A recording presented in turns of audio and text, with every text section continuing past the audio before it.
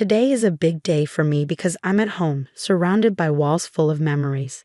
Jack is here too, looking so proud and happy. He's exploring the rooms with excitement, and I can't help but feel his energy rubbing off on me. We're in the main part of my family's house, the place where my dad's dreams came true. My dad worked really hard to make this place amazing, and now it's worth a whopping $100 million. It's like his legacy, something he left behind for me when he passed away. Now, without my dad by my side, my husband wants a piece of our family's legacy. He insists that what used to be mine alone should now belong to both of us. But I know better. I have proof. Papers with my name, Sarah, as the rightful owner. At 42, I work in the digital world, thanks to my job at an online bank. This career wasn't just a whim, it was shaped by the values my parents taught me about money management. They showed me how important it is to be responsible with finances, lessons I still carry with me today. Growing up with money, my parents taught me to respect it and not take it for granted. Despite our wealth, they made sure I didn't grow up spoiled. My allowance was just like everyone else's, and we didn't eat fancy meals all the time. I went to a regular public school, not some fancy private one. But somehow, rumors about us being super rich spread anyway. People thought my life was all about luxury and fun because of our big house and money. Sarah, with your huge house and all your money, life must be easy, right? You must have all the cool gadgets and games. Can we come over and play? People often asked me these questions, thinking I had everything. But the truth was, my life wasn't as extravagant as they thought. I didn't have the newest toys or gaming consoles, but people still assumed I did. Sometimes it felt like everyone just wanted to be my friend because of my family's money. Sarah, you're rich, right? Can you lend me some money? People asking for money always made me uneasy. It felt like they didn't understand the values my parents taught me. Then, I got into a tough spot when I accidentally broke Maria's gaming console. I didn't have any money at that moment, which made things even worse. Around the same time, Julie and I became classmates. She asked if I had told my parents about the accident, but I was too scared of disappointing them to say anything. I can't tell them. They might get mad. That's why I'm asking you, Sarah, she confessed. Saying no felt awful, especially since I didn't want things to be awkward at school.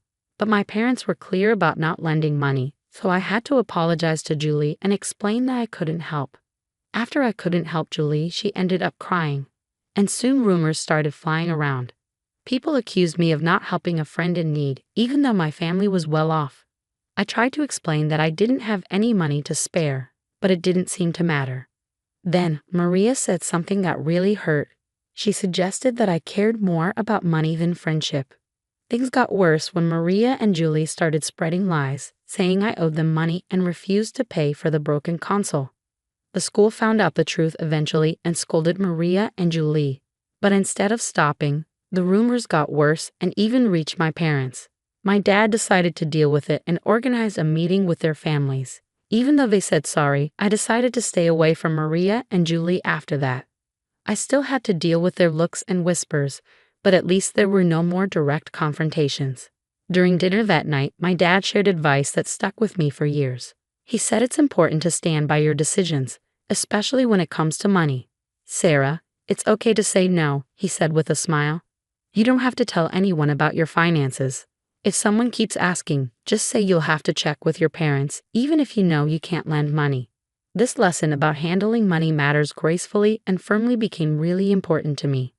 As I grew up, I became more careful about who I let into my life, focusing on friendships based on character, not money. After university, I made sure to keep my work and personal life separate, avoiding any financial complications. This whole experience taught me the importance of setting boundaries in both friendships and finances, and it's shaped who I am today. When I was 35, I met Jack through a friend, and despite him being a bit younger, his genuine personality quickly won me over. We started casually dating, and before long, it turned into something serious. 2 years later, we had a beautiful wedding, which made my parents really happy. After we'd been married for about a month, my dad suggested that Jack come over to our house.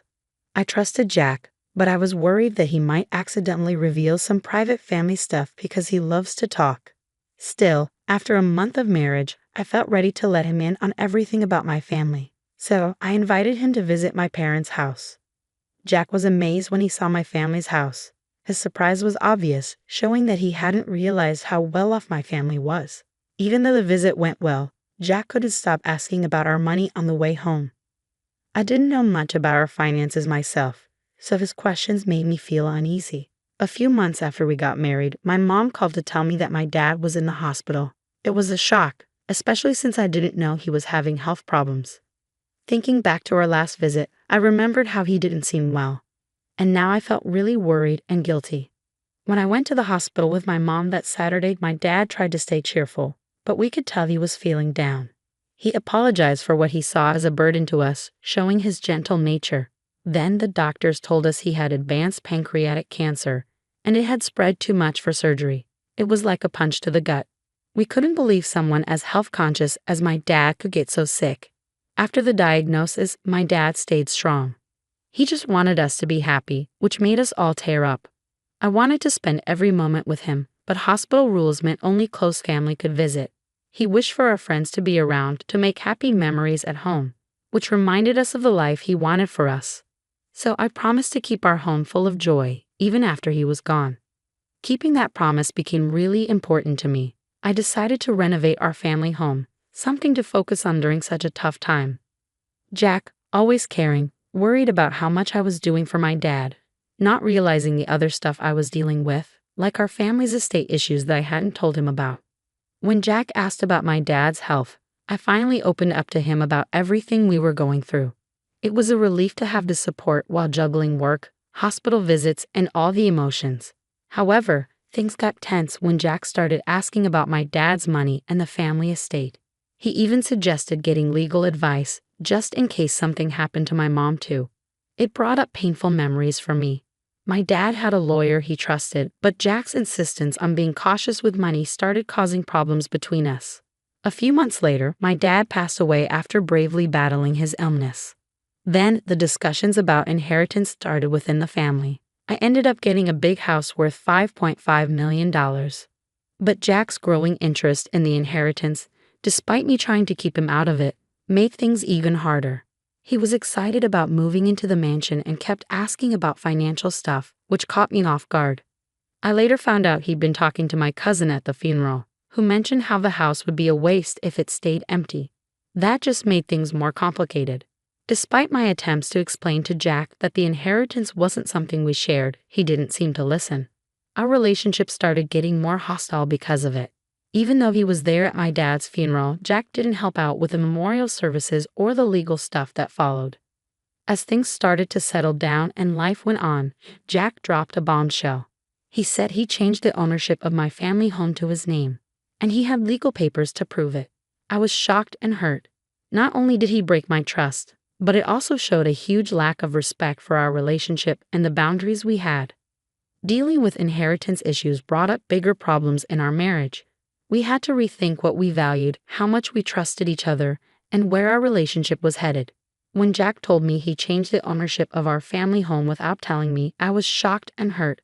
He said he was tired of our marriage and suggested we live together as roommates in the house, with him not giving me much financial support. He even threatened divorce if I didn't agree, which was a lot to take in on top of everything else. I begged him to think about what he was doing and why he made such a big decision without talking to me. He said he'd talked to a lawyer about changing the ownership without my permission. Things got so bad that divorce seemed like the only way out. I was heartbroken and lost, feeling like I had to distance myself from the home and life I'd shared with Jack. I couldn't understand why he'd do something like this, and it felt like money had changed and for the worse. The next day, Jack demanded the house keys, saying the house was his now. This just made things worse. He tried to get into the house, but security stopped him. I showed them the real ownership papers, proving the house was mine because of my dad. Seeing the proof, Jack was shocked. He trusted a guy named Jerry to help him with legal stuff, and Jerry had lied to him. Jack had even given Jerry $360,000 to change the ownership, but it turned out to be a scam. Jack was really upset. He kept trying to call Jerry, but Jerry wouldn't answer. Jack was mad at him for tricking him and taking his money. Then he turned his anger on me, saying I spent too much money on things he thought were unnecessary. He even questioned if I understood how inheritance stuff worked. Even though Jack tried to fix things and suggested we give our marriage another chance, the trust between us was too broken. I asked the security guard to help him leave, closing a painful chapter of my life.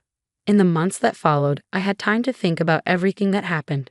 It made me realize how important trust and honesty are in a relationship.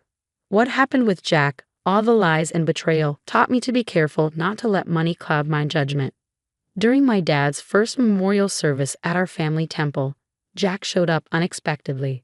Since our divorce, things hadn't been going well for him.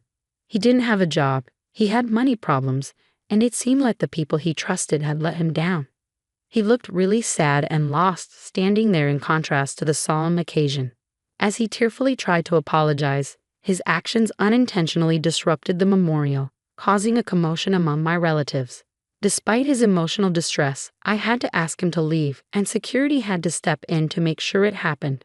It was a difficult moment, especially during such a solemn occasion, leaving me with mixed emotions, but also a strong desire to move forward and leave our past behind. I decided it was time to leave my parents' home, something I'd been planning for a while.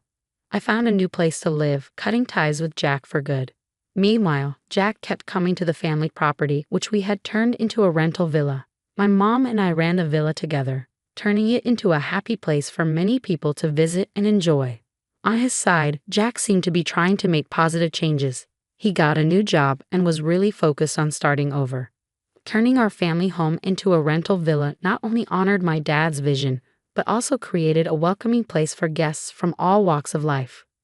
The villa, known for its stunning views and beautiful garden, became really popular. We hosted all sorts of events there, from small weddings to big family parties. Working on it with my mom brought us even closer and made us really happy. As the villa became more successful, we decided to add more stuff to make it even better. We put in a swimming pool, a cozy outdoor lounge, and a fun area for kids to play. We were really committed to making sure our guests had an amazing time, and it paid off. The villa became a top spot for people looking for a peaceful getaway and unforgettable experiences. This whole project wasn't just about making money. It was about making my dad's dream come true and creating special memories for our guests. Taking care of the villa's garden filled me with a deep sense of happiness. Seeing our family home turned into a place where people could come together, have fun, and make lasting memories made me really proud. I could almost imagine my father looking down with pride at what we had accomplished, bringing his dream to life. This venture not only fulfilled his vision, but also gave us financial stability and a sense of freedom.